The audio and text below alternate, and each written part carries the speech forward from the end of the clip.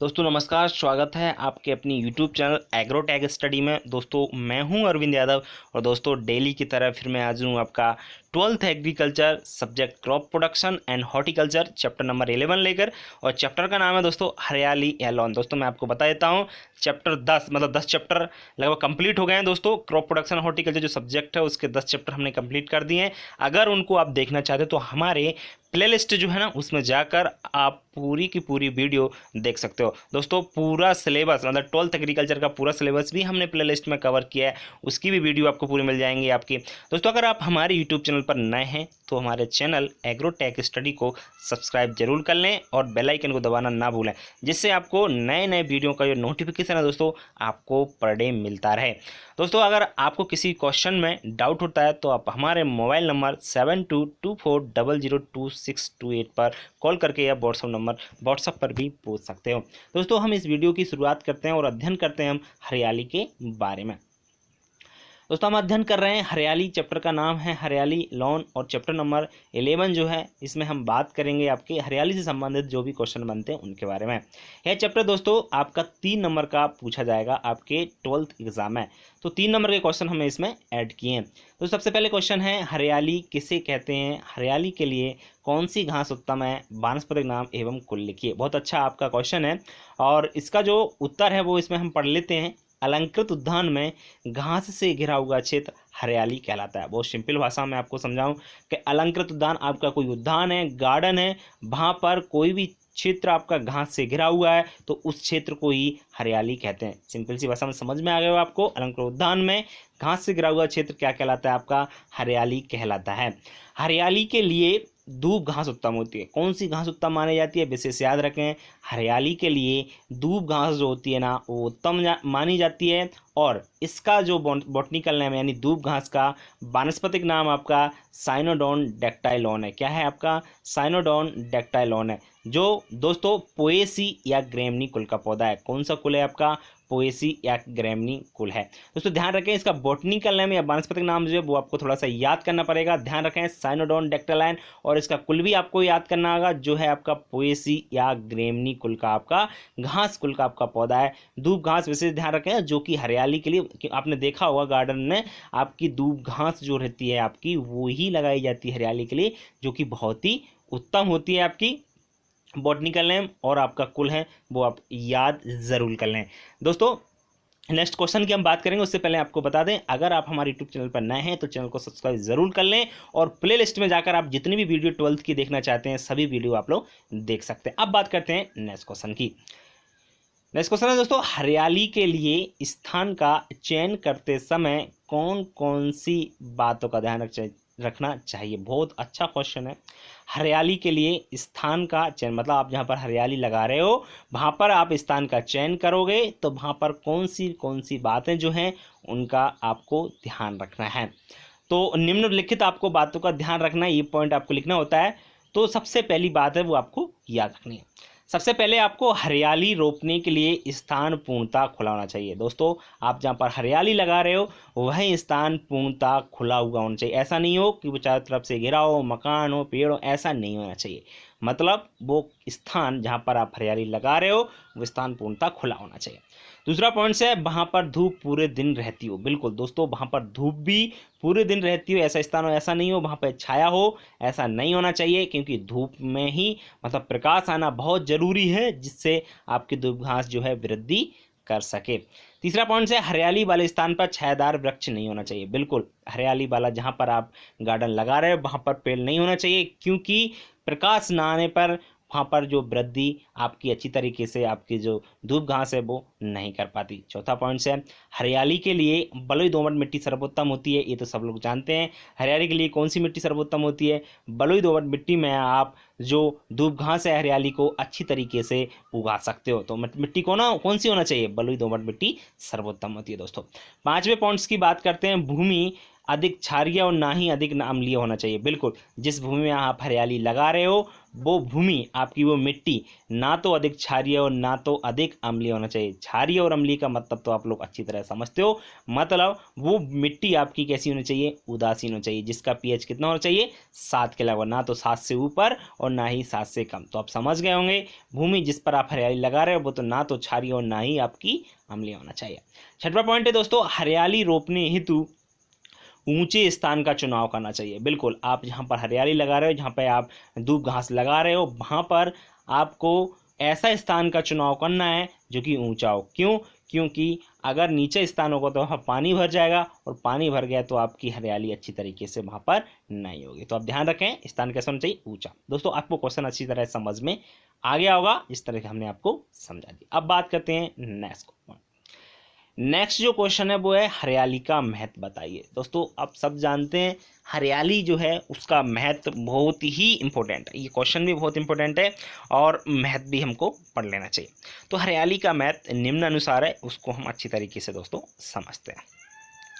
सबसे पहली बात है, हरियाली मनभावन लगती है, इसमें बैठने से थकान दूर हो जाती है। सही बात है, आप लोगों ने देखा होगा किसी को भी मानसिक तनाव हो, आपको मानसिक तनाव लगता है तो मन बहलाने के लिए आपको हरियाली, मतलब कहीं भी धूप घास हो, गार्डन हो, वहाँ पर बैठना चाहिए, जिससे वहाँ बैठने से आपकी जो थकान है, मानसिक तनाव है, वो पूरी तरीके से दूर हो जाता है। बिल्कुल, बहुत अच्छा पॉइंट है, ये पहला महत्व है।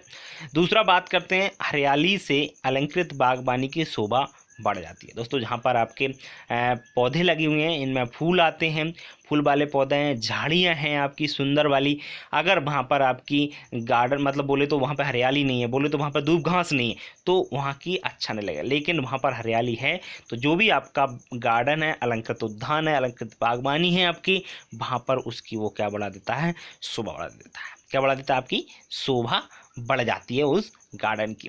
तीसरा पॉइंट है, हरियाली में आनंद का अनुभव होता है। दोस्तों, अगर आप गए होगे किसी धूप घास में बैठने के लिए, आप वहाँ पर बैठे होंगे तो आपका मन कैसा हो जाता है, आनंद हो जाता है, आनंदित हो जाता है, आनंद का वहाँ पर अनुभव होता है, बहुत अच्छा महसूस होता है। दोस्तों, अगर आप कभी नहीं गए हो तो आप जाकर जरूर देखें, कभी मानसिक तनाव हो तो भी आप वहाँ पर जाएँ। वहाँ पर दोस्तों आनंद की अनुभूति होती है गार्डन में बैठने से, क्योंकि आँखों के लिए हरा जो भी होता है आपका, वो हरे, आपकी जो गार्डन है, आपके हरे पौधे हैं, आपके फूल हैं, वो आपको बहुत अच्छे वहाँ पर महसूस कराएंगे। चौथा पॉइंट है, सुबह शाम हरियाली में घूमना स्वास्थ्य के लिए लाभप्रद भी होता है। दोस्तों, अगर आप सुबह जाते हो, गार्डन में जाते हो, तो वहाँ पर जो ओस होती है उस पर नंगे पैर आप चलोगे तो आपको बहुत ही आनंद की अनुभूति होगी, एवं स्वास्थ्य के लिए भी बहुत ही लाभ होगा, मतलब आपका स्वास्थ्य बहुत अच्छा बना रहेगा। दोस्तों, पांचवें पॉइंट्स की बात करते हैं, हरियाली में बैठकर मनुष्य आराम भी महसूस करता है। ये भी दोस्तों ऐसा होता है कि आप हरियाली में जहाँ पर बैठते हो, घूमने जाते हो किसी गार्डन में, अलंकृत उद्यान में, तो वहाँ पर मनुष्य जो भी है उसको आराम महसूस। दोस्तों, ये था आपका हरियाली का महत्व, जो कि आपको अच्छी तरह से समझ में आ गया होगा। अब बात करते हैं नेक्स्ट क्वेश्चन, जो कि बहुत ही इंपॉर्टेंट है। दोस्तों, आदर्श हरियाली की विशेषताएं लिखिए। आदर्श हरियाली की जो विशेषताएं, कह सकते हैं अच्छी हरियाली की विशेषताएं लिखिए। तो अच्छी हरियाली या आदर्श हरियाली की जो विशेषताएं हैं वो निम्न प्रकार हैं या निम्नलिखित हैं। सबसे पहले बात करते हैं हम, हरियाली अति सुंदर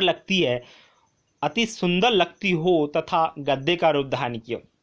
मतलब जो हरियाली है, आप जहाँ पर लगाते हो धूप घास, आपकी हरियाली, तो वहाँ पर वो कैसी लगती हो, सुंदर लगती हो, ऐसी अपन को लगाना चाहिए, उसकी क्वालिटी ऐसी होनी चाहिए, उसकी विशेषता ऐसी होनी चाहिए कि वो कैसी लगती है, सुंदर, मतलब एकदम कटी हुई होना चाहिए, एकदम गद्दे की तरह कह सकते हैं, एकदम गद्दे के पूरी तरीके से कहीं भी मैदान खाली स्थान नहीं होना चाहिए, पूरी तरह से फैली होनी चाहिए, मतलब पूरी तरह से कह सकते हैं गद्दे का रूप वो धारण किए हो। कैसा, गद्दे का रूप धारण किए हो।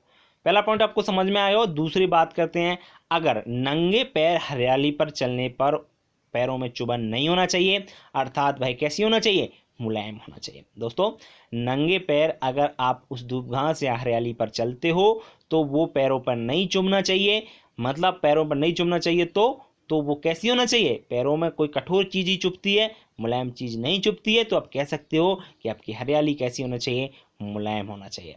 तीसरे पॉइंट्स की बात करते हैं, हरियाली में खरपतवार नहीं होना चाहिए। हरियाली में क्या नहीं होना चाहिए, खरपतवार। दोस्तों खरपतवार तो आप अच्छी तरह समझ गए होंगे, मैं एक पूरा का पूरा चैप्टर आपको पढ़ा चुका हूँ।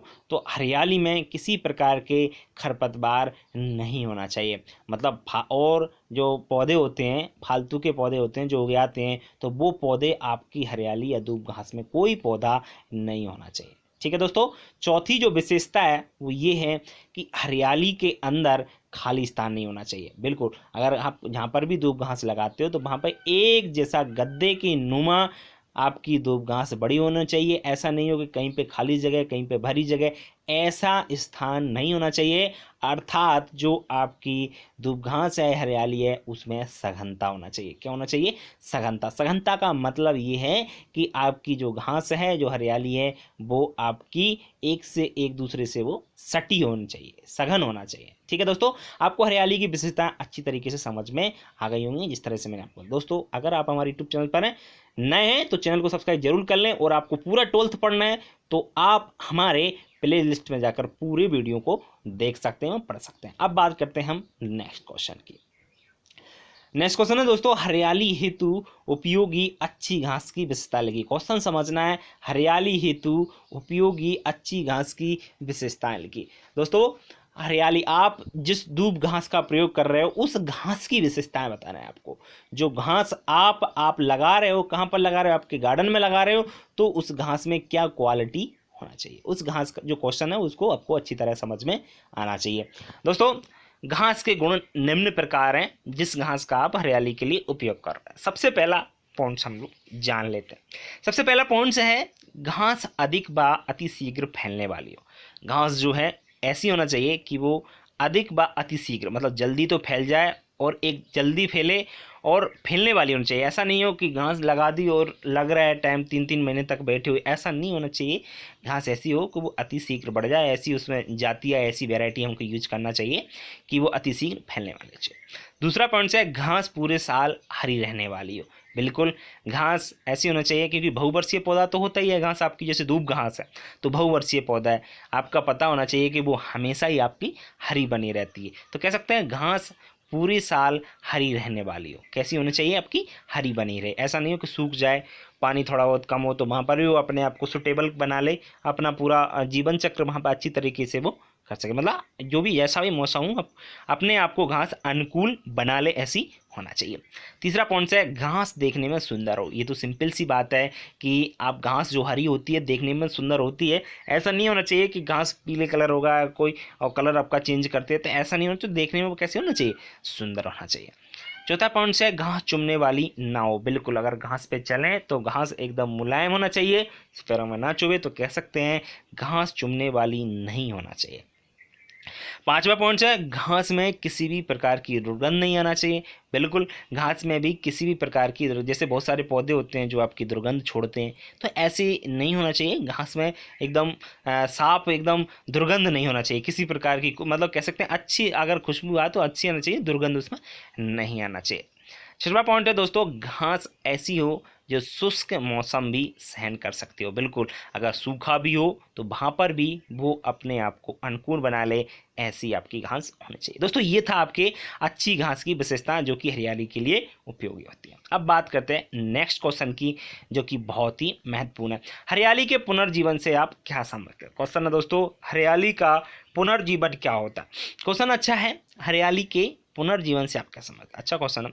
हरियाली को नवजीवन देने के उद्देश्य से वर्ष में एक बार, सामान्यतः मई के महीने में, हरियाली की घास को नीचे से काटकर छानी हुई गोबर की खाद, सिल्ट व मिट्टी के बराबर मिश्रण की एक पतली परत बिछा देते हैं, जिससे कुछ दिनों बाद बहुत ही सुंदर मखमली घास की सतह बन जाती है। उसी हरियाली का पुनर्जीवन कहते हैं। देखो सिंपल भाषा में मैं आपको समझाऊं तो पुनर्जीवन से मतलब है उसे दोबारा जीवन देना, और दोबारा किसी को जीवन देने के लिए आपको उसकी जड़ से काम करना पड़ेगा। और जड़ से काम करने के लिए, नया जीवन देने के लिए आपको क्या करना है कि साल में एक बार, जैसे साल में आपको एक बार क्या करना है, कई महीने में हरियाली की घास को नीचे से काट कर, वैसे उसको क्या करें, मई का जो महीना होता है सामान्यतः, तो उसमें घास को नीचे से काट लें और काट लेने के बाद अपन को क्या करना, पूरी तरह से आपने काट ली, काटने के बाद उसमें छनी हुई गोबर की खाद ले लें। गोबर की खाद लेने के सिल्ट व मिट्टी बराबर उसको चीज़ को अच्छी तरीके से मिला लें, मतलब सिल्ट को ले लें, मिट्टी भी लें और गोबर की खाद, तीनों को अच्छी तरह बराबर मिश्रण में एक तरीके से मिला लें। मिला लेने के बाद क्या करना है, उसको पतली परत, क्योंकि आपने घास तो पूरी तरीके से नीचे से काट लिया, उसको काटने के बाद उसको जो मिश्रण आपने बनाया है उस मिश्रण को एक पतली परत में बिछा दें। क्या करें, पतली परत में, जहाँ भी आपका गार्डन है, जहाँ भी आपकी हरियाली है, वहाँ पर उसको पूरी तरीके से बिछा देते हैं, और जिससे कुछ दिनों बाद बहुत ही सुंदर मखमली घास की सतह बन जाती है। क्या होता है दोस्तों, आपने वहाँ पर बिछा दिया, क्योंकि जो भी पोषक तत्व आपके गोबर की खाद में, मिट्टी में, सिल्ट में जो पोषक तत्व थे वो आपकी किसको मिलेंगे, आपके जो आपकी घास आपने नीचे से काटे अब उसकी जड़ को मिलना स्टार्ट हो जाएंगे। जब मिलना स्टार्ट हो जाते हैं पोषक तत्व, तो अच्छी तरीके से घास आपकी मखमली टाइप की घास की सतह एक बनना स्टार्ट हो जाती है। उसे ही दोस्तों हरियाली का पुनर्जीवन कहते हैं। दोस्तों आपको पूरी तरीके से समझ में आया होगा कि पुनर्जीवन क्या होता है हरियाली का। अब बात करते हैं नेक्स्ट क्वेश्चन की। नेक्स्ट क्वेश्चन है दोस्तों, हरियाली लगाने की डिबलिंग एवं टर्फिंग विधि में अंतर लिखिए। हरियाली लगाने की दो विधि हैं, एक है आपकी डिबलिंग और दूसरी है आपकी टर्फिंग। तो इसमें दो अंतर मैंने जो है इसको मैं लिखे, इन अंतरों को हम थोड़ा जान लेते हैं। तो डिबलिंग विधि में घास के तनों को जड़ सहित समान दूरी पर रोपा जाता है, जबकि टर्फिंग विधि में लॉन की ऊपरी मिट्टी को घास सहित निकालकर दूसरी जगह रोपा है। देखो क्या होता है, डिबलिंग जो मेथड है उसमें क्या करते हैं, घास के तने लिए, आप जो हरियाली लगा रहे हो वो घास के तनों लेकर और समान दूरी पर, मतलब एक यहाँ पर आपके 2 सेंटीमीटर 2 सेंटीमीटर, मतलब जैसे आपको उसको लगाना है तो उस हिसाब से उसको लगा देते हैं। जबकि टर्फिंग मेथड होता है उसमें क्या होता है कि लॉन की ऊपरी मिट्टी को घास सहित निकालकर दूसरी जगह। टर्फिंग मेथड में क्या होता है दोस्तों कि तने नहीं लेते हैं, इसमें मिट्टी सहित आपकी पूरी की पूरी घास को लेकर एक जगह लगाया जाता है, एक जगह कहीं पे रोपा जाता है। समझ में आया होगा आपको क्या होता है टर्फिंग मेथड और डिबलिंग मेथड। डिबलिंग मेथड में तने लगाए जाते हैं, जबकि टर्फिंग मेथड में क्या होता है, मिट्टी सहित, मतलब मिट्टी भी पूरा के पूरा आपकी घास को दूसरी एक जगह से दूसरी जगह लगाया जाता है। अब बात करते हैं दूसरे पॉइंट्स की। डिबलिंग विधि में पौधे से पौधे की दूरी लगभग 3 × 3 इंच रखी जाती है, मतलब पौधे से पौधे की दूरी और आपकी जो आपकी रो होती है, रो से रो की दूरी आप कितनी रखी जाती है, 3 × 3, मतलब 3 इंच रखते हैं। जबकि टर्फिंग विधि में क्या होता है, घास लगी पट्टी, एक पट्टी की पट्टी लेते हैं पूरी तरह से, जिसमें मिट्टी भी रहती है और ऊपर आपकी घास भी रहती है, लगभग 1 फीट लंबी, कितनी, लगभग 1 फीट लंबी एवं 1 फीट चौड़ी आपकी उसकी रखते हैं। जो टर्फिंग विधि में आप जो पट्टी ले रहे हो किसकी, जिसमें आपकी घास भी लगी हुई है और आपकी मिट्टी भी है, तो 1 फीट लंबी 1 फीट चौड़ी आपकी पट्टी लेकर के और उसको रोप दिया जाता है आपके जहाँ पर आपको लगाना होता है। दोस्तों ये थे आपके हरियाली लगाने की डिबलिंग एवं टर्फिंग विधि में अंतर, जो कि आपको पूरी तरीके से समझ में आ गया हो। कहीं भी आपको प्रॉब्लम होती है तो आप हमारे मोबाइल नंबर 7224002628 पर व्हाट्सअप करके या दोस्तों आप लोग कॉल करके भी या कमेंट बॉक्स में लिख कर भी पूछ सकते हो। दोस्तों आज के लिए इतना ही। आज के लगभग क्वेश्चन पूरे हो गए हैं, जो कि 3 नंबर का ये चैप्टर है जो कि आपके एग्जाम में पूछा जाता है। आप लोग विशेष याद रखें, कहीं भी किसी क्वेश्चन में प्रॉब्लम आती है तो आप हमसे पूछ सकते हैं कमेंट बॉक्स में लिखकर। दोस्तों अगर आपको वीडियो अच्छा लगता है तो वीडियो को लाइक करना एवं दोस्तों को शेयर करना बिल्कुल न भूलें, जिससे दोस्तों को भी उनका भला हो सके और आपको भी अच्छा लग सके। दोस्तों अगर आप हमारे YouTube चैनल पर नए हैं तो चैनल को सब्सक्राइब कर लें और सब्सक्राइब करने के बाद बेल आइकन को प्रेस करना बिल्कुल ना भूलें, जिससे आपको वीडियो के जो नोटिफिकेशन है वो आपको जल्द से जल्द आपको सबसे पहले मिल सके। दोस्तों आपको पूरे चैप्टर मैं पढ़ा रहा हूँ, सिलेबस पूरी तरीके से अच्छा चल रहा है अपना। 15 चैप्टर एनिमल हस्बेंड्री के मैं आपको पढ़ा चुका हूँ, 10 चैप्टर आपके एलिमेंट ऑफ साइंस के हो गए हैं और आपके 11वां चैप्टर आज हमने स्टार्ट किया है क्रॉप प्रोडक्शन और हॉर्टिकल्चर का, जिसमें हमने आपको हरियाली के बारे में आज तरीके से समझाया है। दोस्तों आज के लिए इतना ही। नमस्कार दोस्तों, धन्यवाद।